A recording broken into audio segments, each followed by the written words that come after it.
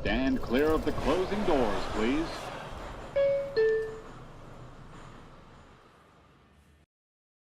What is up, you guys? A very, very frustrating loss in game one for the Mets in this day-night doubleheader with the Orioles. In my opinion, just completely unacceptable loss for the Mets, as they are limited to just one run by the 50-year-old Charlie Morton, who carves this lineup apart, just has multiple Houdini acts to get out of jams, as the Mets can't get a base hit with runners in scoring position to save their lives. And in the meantime, David Peterson is just shoving for this team. 7 scoreless innings. He gets the ball for the 8th, immediately gets the hook after a leadoff base hit. We are going to talk about that because I don't understand that decision at all. And Ryan Stanek comes in, pours gasoline all over the fire, gives up a go-ahead 2-run homer to Gunnar Henderson, walks 4 batters in the inning, and in the end, the Mets have a 3-1 loss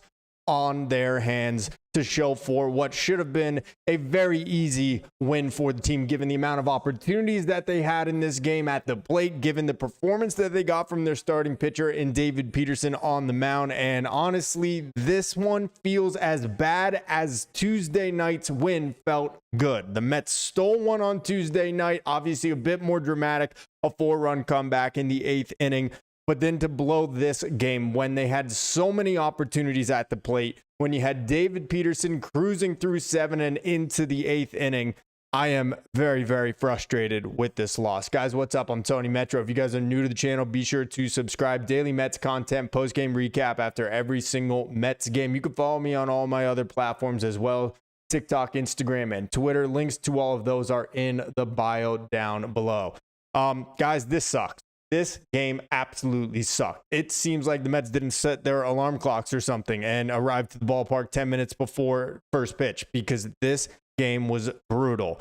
Sounding off in the chat right here, Stefan HML from Amsterdam. What is up, Stefan? Trade Stanek, please. I mean, dude, who's going to take this guy? He has been brutal outside of a couple of decent appearances here and there. Ryan Stanek has been a net negative for this team coming out of the bullpen. But I mean, this is just an inexcusable loss. I mean, there were so many opportunities. You know, the early start time, I actually mixed it up and thought it was an hour later than it was. And so I checked the MLB score app. I see the Mets have 2nd and 3rd with no outs in the 1st inning, with Juan Soto and Pete Alonso coming to the plate. And I'm thinking, man, this is going to be nice. Let's knock Charlie Morton out of this game early, get a nice, easy game 1 dub. And then, hey, whatever happens in game 2 happens. But at the very least, the Mets have taken care of business, won the first 2 games of this series. We got the bullpen game for game 2. David Peterson's on the mound. I'm feeling really excited in that 1st inning. And what happens? Juan Soto goes down swinging. Pete Alonso goes down swinging. And I don't even know who was due up after that. I guess it was Jesse Winker, who left this game with back stiffness. No word on the severity of that yet, but we'll keep checking Twitter for updates, and I'll give it to you as soon as I see it if it comes up. But the Mets squander a golden opportunity in the 1st inning. And so I went from thinking, wow, this could be a nice game where the Mets are going to coast. They're going to put a bunch of runs up on the board against the 70-year-old Charlie Morton, who can come into this game with a 5-point-something ERA, but he faces the Mets and just absolutely mows them down, because from there, the Mets just continue to squander opportunities in this game. They end up going 1 for 11 with runners in scoring position. One of those innings, it was when Mark Vientos came in to pinch hit for Jesse Winker. His 2nd at-bat laces a double into left center field to lead things off. What happens from there? The Mets can't score him. How many different times did the Mets leave a guy on 2nd or on 3rd with nobody out in the inning and couldn't bring them around to score in this game? It happened in the 1st inning. It happened in that inning when Mark Vientos led off with the double. I believe that was 6th. And it even happened in the inning that they scored in the 5th. You get a leadoff double, or I'm sorry, it was a leadoff walk for Brett Beatty. He steals 2nd. Tyrone Taylor drives him in with a double to score the one and only run that the Mets scored today. So you got Tyrone Taylor sitting at 2nd base with no outs in the top of the order coming to the plate. Lindor chops one to the right side. Inexplicably, Taylor doesn't advance to 3rd on that play. And then the very next batter was Nimmo. He hit one out to center field, but he doesn't end up hitting it, or Tyrone Taylor's still standing on 2nd base, so he doesn't come home on what should have been a sacrifice fly to make this 2-0. But just another example of the Mets not getting the job done with runners in scoring position. They had been better about it lately since they kind of came out of that funk over the past 3 weeks prior to the Brewers Yankees and then into this series. But today, it looked exactly like what we had seen during that 3-week stretch where the Mets, if they even can create any opportunities, just don't take advantage of it. You get 2 scoreless innings from Wolfram, who ends up getting the win for the Orioles out of the bullpen, including striking out the side in the 7th inning. I mean, this was just an all-around crap game for the Mets to lose. A crap game where we know that they have a doubleheader today and that they are throwing a bullpen game with Brandon Wegeman or Justin Hageman, whatever the hell his name is, Brandon Waddell. All of those dudes are going to be pitching the bulk of game 2. And you have David Peterson throwing a shutout, working into the 8th inning. And for the Mets to not take advantage of that and only put 1 lousy run up on the board, given the amount of chances that they had, I am really, really frustrated with this loss. It's only 1 loss. I get it. But it was an opportunity to take the series, to know you're going into game 2 at a disadvantage with the bullpen game that they're scheduled to throw. And an opportunity squandered, in my opinion. Let's go to the chat over here. Armand, he says, hey, Tony, what's up, Armand? Yeah, I am annoyed too. Offense is my number 1 to blame for game 1. 1 for 11 with runners in scoring position. 8 left on base, as you can see in the graphic right down here. Man, it's so Jekyll and Hyde with this offense, man. You know, you basically got shut down against the Orioles on Tuesday as well, if not for those 2 great home runs from Pete Alonso and from Francisco Lindor in the 8th inning to tie things up. But then you even go to the 10th inning and they only score 1 run, even having the bases loaded with 1 out. So they squandered that opportunity as well. So it has not been a great series for the offense this so far against the Orioles. Even though they score 7 runs on Tuesday night in the win, you get 2 of them from the Alonso homer, 2 of them from the Lindor homer in the 8th inning. But other than that, they really didn't impress me all that much. And then they squandered the bases loaded in the 10th inning to add some insurance. They were lucky Oscar Brazaban was able to shut them down 1-2-3. But Ryan Stanek not as lucky in this one as he enters after the leadoff base hit off of David Peterson in the bottom of the 8th. So let's talk about it, because Gary Cohen was going on and on and on about how Gunnar Henderson and Cedric Mullins are on the bench today, 2 of their best hitters, and it's that they got David Peterson in,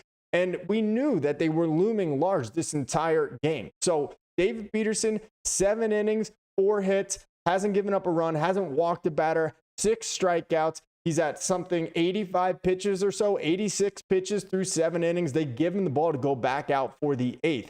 And I just don't understand what the point is of even letting him start the 8th inning if you were going to give him the quick hook after a leadoff base hit. I just don't get it. And Gary Cohen, like I said, kept alluding to the Orioles have Gunnar Henderson, Cedric Mullins, and another player who I can't think of right now, but left-handers that are on the bench that are regular starters for this team. They didn't get the start because Peterson's on the mound.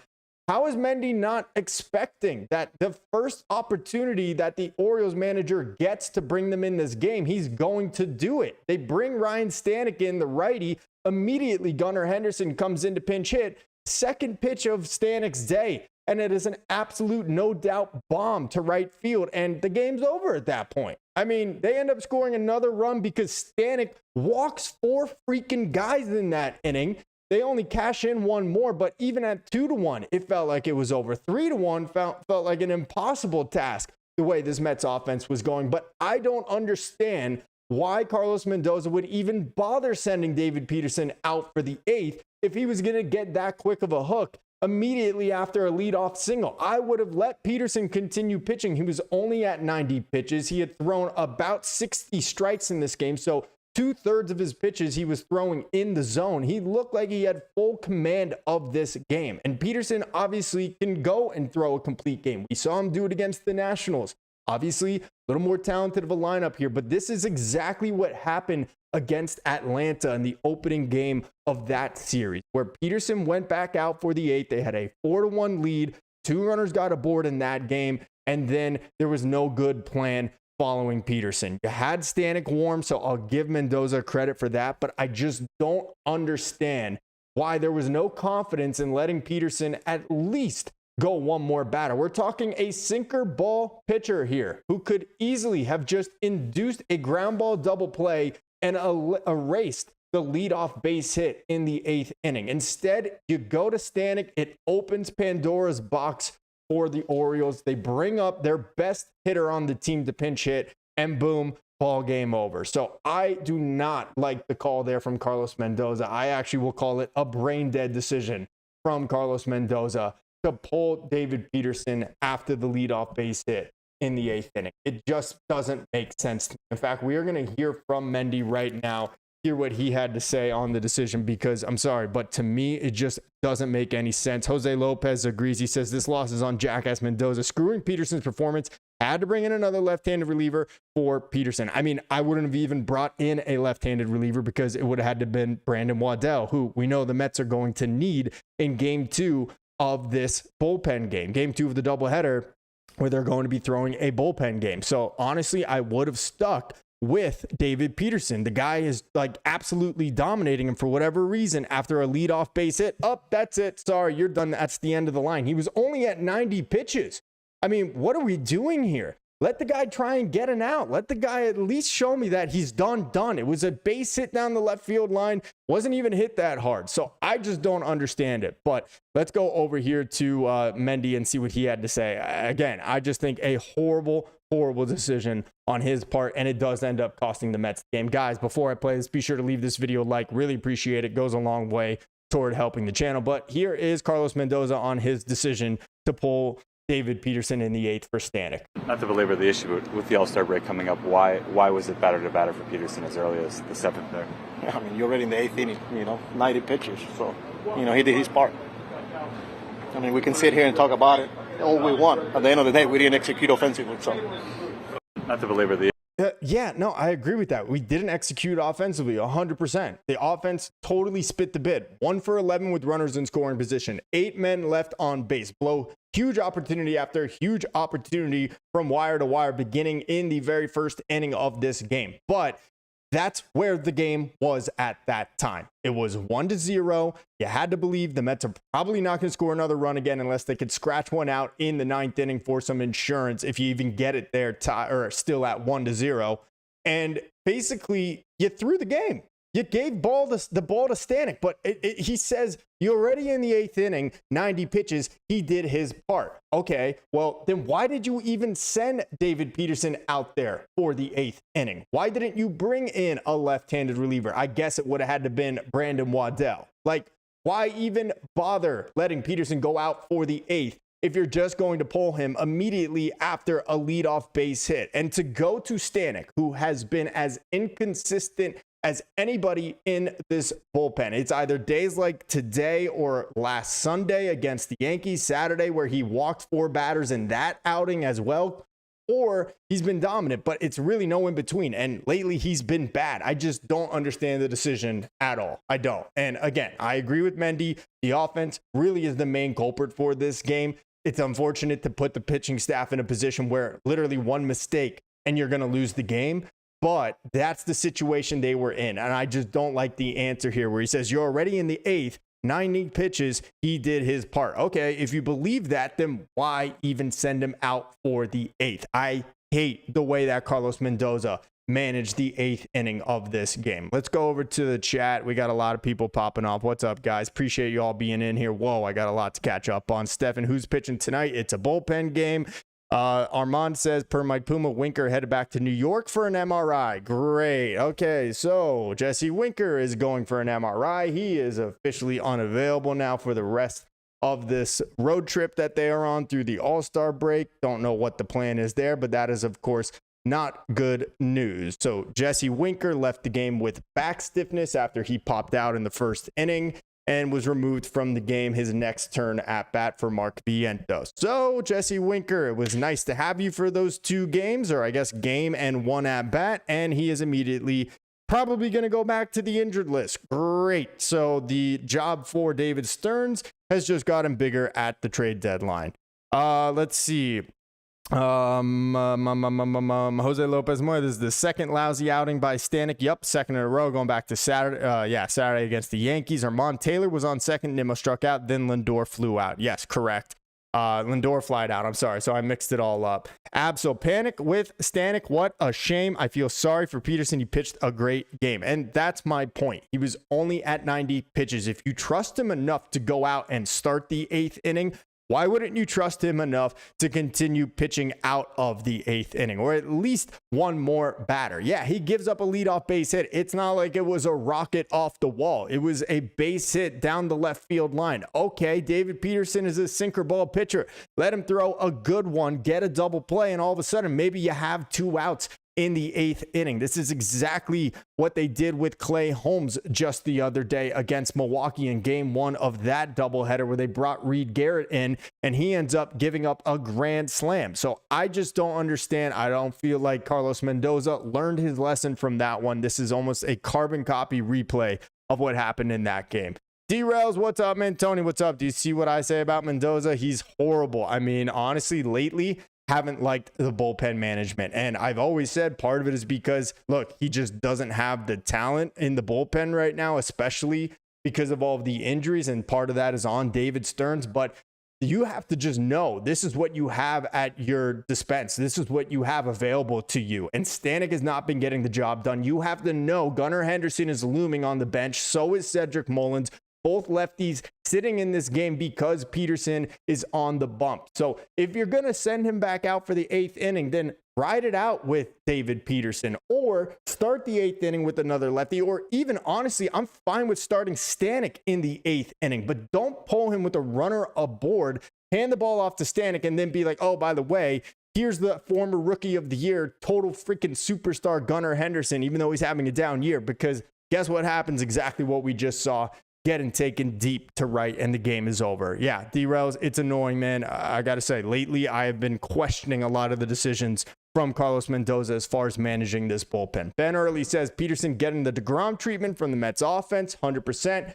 1 for 11 with runners in scoring position. Like I said, I was like 20 minutes, not even, I was 10 minutes late to tuning into this game. I see the Mets have 2nd and 3rd with no outs. And I'm thinking, man, the Mets are going to knock Charlie Morton out of this game. We're going to take the first 2 of this 3-game series. Whatever happens tonight in the nightcap, it doesn't matter. It's just gravy as long as we win this series and we're headed off to Kansas City. And they blow that opportunity. Strikeouts from Soto, strikeout from Alonso, pop out from Jesse Winker. And they did that all game. They don't bring Taylor around to score after his RBI double with him standing on 2nd and 0 outs. Mark Vientos leads off the 6th inning with a double. He doesn't move a freaking base, and they strand him as well. Just an annoying game all around from this entire team. Outside of David Peterson, this game really upset me. This game really pissed me off.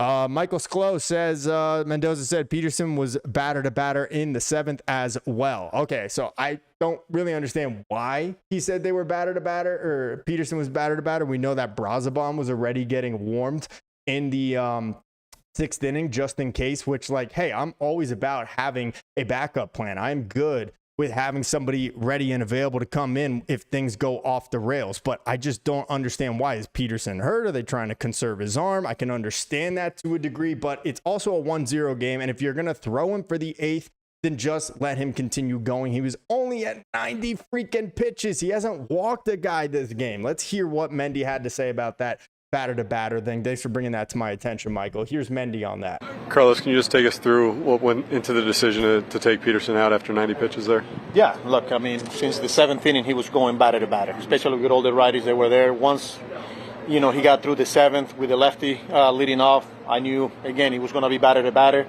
Kauser got him there going the other way. And, once you get to the 8th inning, I had Stanek ready. He just didn't happen today. When you say you had him going batter to batter, even though he was so pitch efficient, was there a limit coming into the game today? Did you guys want to limit him at all? No, not really. And again, in understanding that they had the lefties ready to go at any time. So whether it was the 7th against Brasovan or the 8th against Stanek, but it was just one of those where, we felt like against the righties there, especially once he gets through the 7th and then goes back out for the 8th. Why even start him for the 8th then? I just don't get it. I just don't understand why even bother putting him out there for the 8th if he's batter to batter at that point. He did his job, as he said in the previous soundbite that I just played for you guys. I just don't understand If you feel like he did his job already, then why even put him out for the 8th? I would feel much better about Stanek coming in to start the 8th inning, even if it meant they were going to pinch hit Gunnar Henderson to lead off. I would feel much more comfortable with him starting the 8th than coming in with a runner aboard and Henderson coming in to pinch hit. So I think it's just crap. I think it's crap from Carlos Mendoza. I hate it. I hate the way he decided to manage this one. He doesn't give detail on why he was batter to batter, except that he had a couple tough right-handers against him in the Orioles lineup. Well, he was carving them up. 7 innings, scoreless, no walks, 6 strikeouts, only 4 hits to that point. So why? Why was he hitter to hitter? Unless it's an arm thing, unless they're trying to conserve and make sure that he doesn't do anything crazy, blow his arm out, it just doesn't make sense to me. I hate it. You played not to lose this game.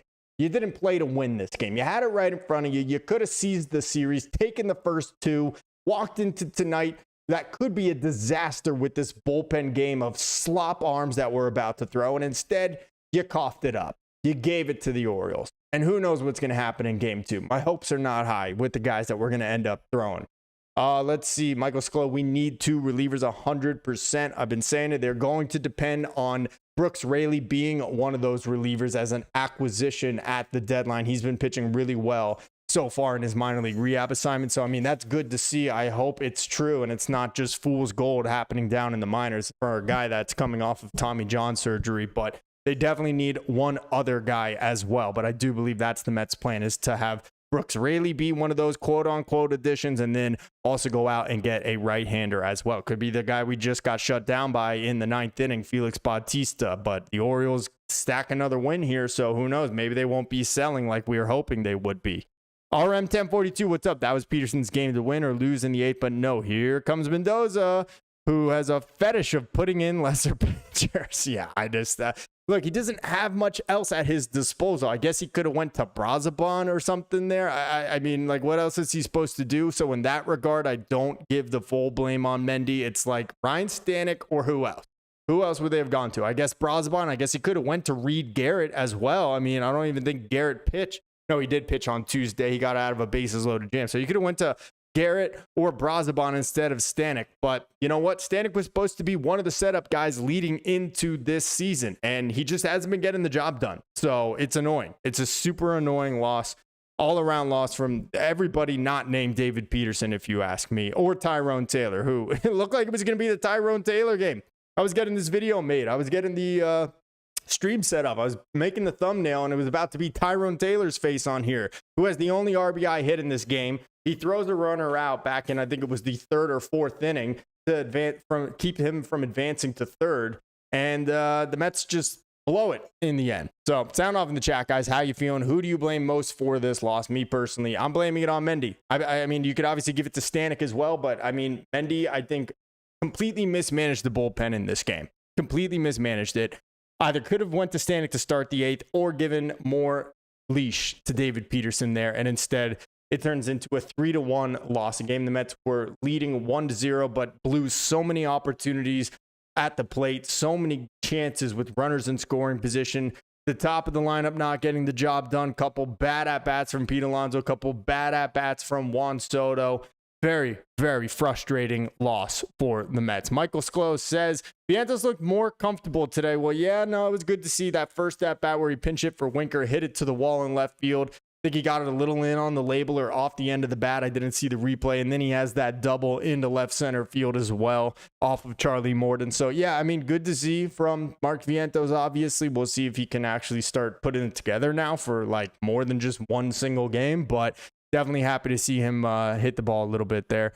Stefan says, all those things going to cost us in the playoffs. They better learn quick. Yeah, I mean, we'll see. Hopefully we're in the playoffs. We just fell another half game behind the Phillies, so we're now officially 1 game behind Philadelphia. So, look, I'm not saying this is going to like determine the playoff race, but this was a game you had in your pocket and you blew it. And now you got to go into game 2 again with the guys that they're going to throw. It is not how I wanted this first game to go at all.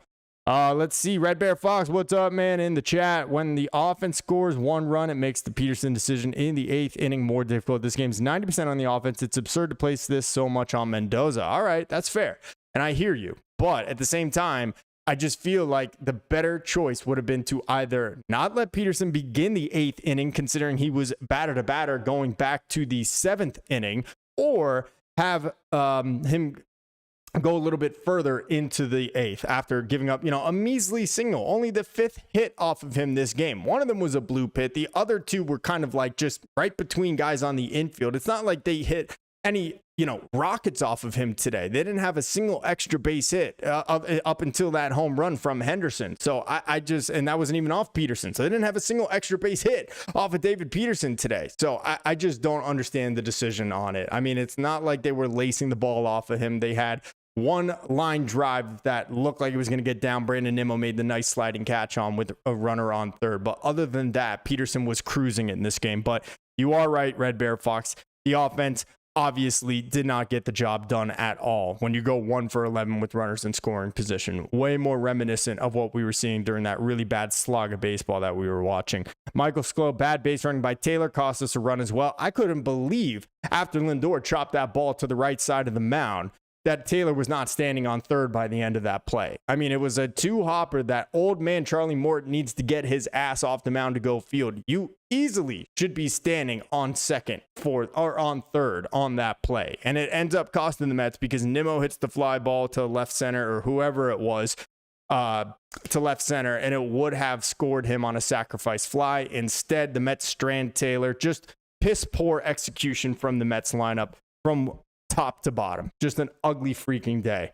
Red Bear Fox says, can't forget Peterson's blow up innings that go bad very fast. Mendoza needed to be mindful of Peterson blowing up. He needed to be mindful of Ryan Stanek blowing up because Ryan Stanek just issued 4 walks. He issued 4 walks, barely could get out of the inning on Saturday against the Yankees while the Mets had an 11-5 lead. So if he couldn't pitch in a game where there were with a 6-run lead and he couldn't get the job done with the Mets having a 1-0 lead today, what exactly does Ryan Stanek do? I don't know, man. I get it. Peterson can have a blow-up inning, but I would have stuck with him. It's 2020. Hindsight's 2020, guys. I mean, what can I say? Like, I'm not trying to say I'm freaking Nostradamus over here and I could predict what would have happened. I'm just saying I saw what happened. We've seen this movie before with Ryan Stanek, and I just don't understand the decision when he's then going to come into his post-game presser right here and say, well, he was batter to batter the inning before that already. Okay, then why didn't you just pull him after the 7th? It just doesn't make sense to me. Let's see. Armand says Carlos Mendoza said an injury list stint is possible for Winker. Well, that's just great. Love to hear it. Winker, who got off the injured list, is potentially going right back onto the injured list. So he could be heading to the IL due to a back injury, according to SMY. They just posted this 14 minutes ago. So great to have Jesse Winker back for that game and 1 at bat here today. Excellent. Let's hear what Ryan Stanek had to say. This is a question posed to him. Ryan Stanek is asked to assess his first half of the season. Walking 4 guys a day is half of the season? Besides a couple ugly ones, I feel like I've thrown the ball pretty well. I think the one, like as a reliever, like the games where it's like you give up a crooked number kind of skew your numbers pretty hard. Obviously, walking 4 guys a day is not good. Oh, really? It's not? It's not because you do it a lot. Obviously, things too as well. I think overall, just trying to stay away from like the big ugly ones is. Yeah, well, today was a big ugly one, Ryan. Today was a real big ugly one, and so was the one on Saturday. Even though you only gave up 1 run, you had to walk the freaking tightrope. Another 30+ pitch inning for Ryan Stanek in relief. So yeah, this was a big ugly one for sure. Here's what Carlos Mendoza has to say on Winker potentially going to the injured list. Back locked up after the first at bat. Pre-game he was fine. Went through his pre-game routine. He was fine, and they just after the first at bat came in and said that he's back locked up. So is he going to go for an MRI? Right? Yeah, we're going to send him to New York. So. This is an IL thing. Potentially, yeah. Oh, great. Well, good news is, guys, we called up Luis Angel Acuna today, so it's okay. Jesse Winker's out, whatever, no big deal. Psych. That's just brutal. You just got Winker back, and now he's probably going right back to the injured list, man. That just sucks. That sucks to see, dude. This lineup, bottom of the lineup, actually performed better than the top of the lineup today, but for the most part has been anemic. And at least when you got Winker back, you had a solid 5-hitter that puts Jeff McNeil in the 6 hole, and all of a sudden, all right, well, you can survive for most nights if you get a little bit out of Beatty, a little bit out of Ronnie Mauricio, or whomever is playing third base or second base on any given night. And now Jesse Winker probably headed to the injured list. And I mean, you don't send a guy back to your home city for an MRI unless you think it's pretty serious. So probably very likely that Jesse Winker's going back to the injured list. For how long, who knows? If he needs another rehab assignment, that's another month. May not see the dude until September at this rate. I mean, this is just insane. It has been so brutal with Winker getting hurt. Rob C says, I want to know why it took Mendy so long to take Stanek out. He should have had their opportunity to give up 4 walks after the homer. And he could have, and honestly, whatever. I don't even care, because after he gives up the 2-run shot to Gunnar Henderson, you knew the game was over anyway. The way this offense performed, you just knew that the Mets weren't going to put up any runs against Felix Bautista in the 9th inning anyway. I mean, bottom of the order, your 7, 8, 9 hitters coming to the plate. It didn't even matter that he gave him as much rope as he did in the 8th inning and allowed him to walk 4 batters, because once he gives up the 2-run shot to Gunnar Henderson, like, forget it. The game is over. The Mets offense hasn't done crap all game except crap down their own legs. So there was no chance, in my opinion, that they were going to come back and win the game anyway. And he does only end up surrendering 1 more run charged to him, as they had to end up going to, was it Austin Warren, I think, to finish this one out. So whatever. It is what it is. But I hear you, Rob. Jose says, Hook Mendoza. I mean, Hookdoza, done it again. Yep, Hookdoza. That's his new nickname. So Jose Lopez has coined 2 nicknames. He's got David Stearns, who he calls Stingy Stearns, and now he's got Hookdoza for Carlos Mendoza. I think we need to work on that one. Come on, we can do better than that. There's got to be another one for Mendy. Think about it. Get back to me. RM 1042, catch everyone later. Hopefully we can win the second game. See you later, RM. Appreciate you tuning in. Edward Christian Aquan says, I mean, this loss is on Stanek, but it's also on Mendy. Decision making this year, plus 0 help in offense. Very atrocious batting. I guess Steve will have to have a busy deadline ahead. Still LGM. Still LGM today, tomorrow, and forever. But games like this one suck. And you know what? As high as Tuesday's game was, as high as the win was coming back in the 8th inning, today feels equally as bad. To blow a game in the 8th inning, albeit, yes, just a skinny 1-run lead.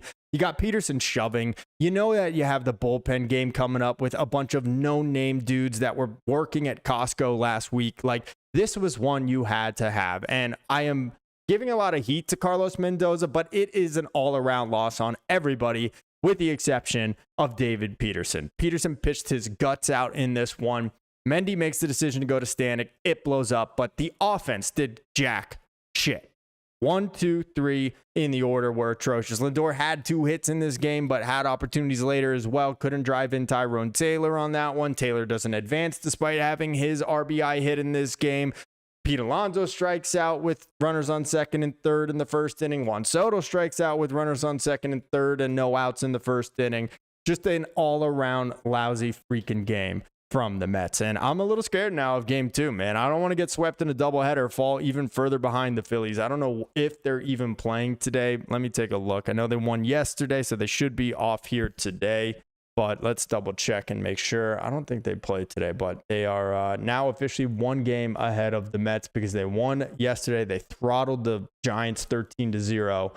And the Mets obviously losing this one here today. So just an annoying loss for sure. But I mean, 5 hits, that ain't going to get it done. Shut down by Wolfram, who had like 4 other major league appearances in his career. Yeah, I mean, this was his 3rd career game. This was his 3rd career appearance and his 1st since April. And the Mets got absolutely mowed down by this dude. 2 innings, 1 hit, and he strikes out 4. Like, come on, man. You know, Charlie Morton's like that just ageless wonder. He's always given the Mets a tough time for the most part. So, like, I wasn't truly surprised. Was I frustrated by Charlie Morton and that hook? Yeah, I was. But I figured when they go to this guy, Grant Wolfram, coming out of the pen, who hasn't pitched since April. All right, new arm, new look. Let's add some runs to this lead. And what does he do? Just absolutely shoves it up their ass. 2 innings pitched.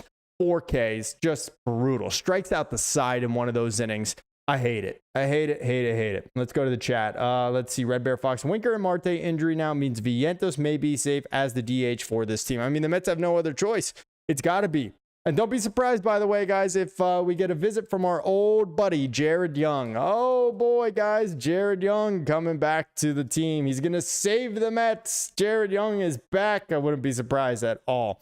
Armand says, now we have no DH, Marte on the IL, possibly Winker to the IL. What happens when you have older players, man? It's going to happen. One of them on a swing from Winker today. Yeah, the other day, Sunday, Marte taking a pitch. Hurts his knee. I mean, obviously, I'm thinking it was a pre-existing bruise that he already had, and he just aggravated it a little bit more. But damn, it is not looking good for those two right now.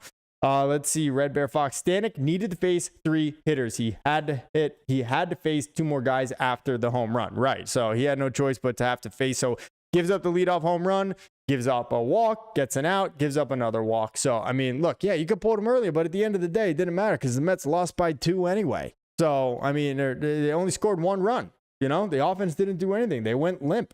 So, Red Bear Fox, the earliest you could have been removed was after the second walk. Exactly. Jose Lopez Moya, how about Itchy Finger Mendoza? I mean, you know, I just don't get it, man. I don't get the decision to let him go back out for the 8th if he was already hitter to hitter in the 7th inning. If you already had Oscar Brazaban warming in the 6th. It just doesn't add up to me. I just don't understand the decision making there from him. The way he went about it, just not a good choice in my opinion.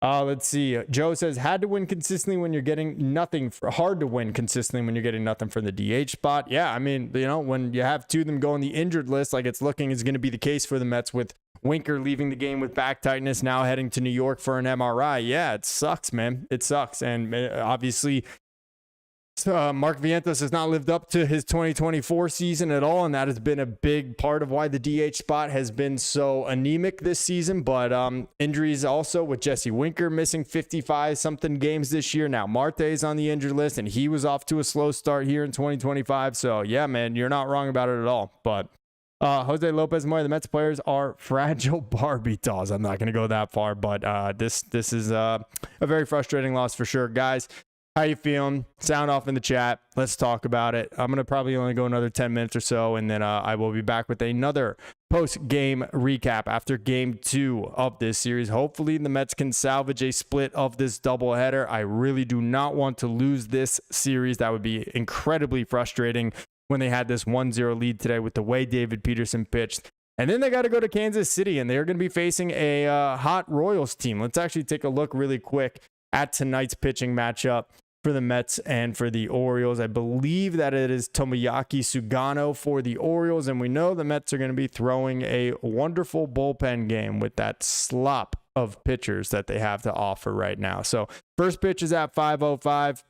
Let's take a look at who at the pitching matchup. It is going to be Brandon Waddell as the opener. I don't know if the plan is for him to be the bulk guy or not, but that would be my assumption. That's kind of the role he has served in the last couple times that he's been a part of bullpen games, and he's clearly been the best out of all the Costco guys. So he's going to be the opener for Game 2. They don't have any word on whether he's that bulk guy or not, but it should be Brandon Waddell to open and Justin Hageman likely to bulk relieve. All right, so Hageman is likely to be the bulk guy. Oh boy, this is not going to be good.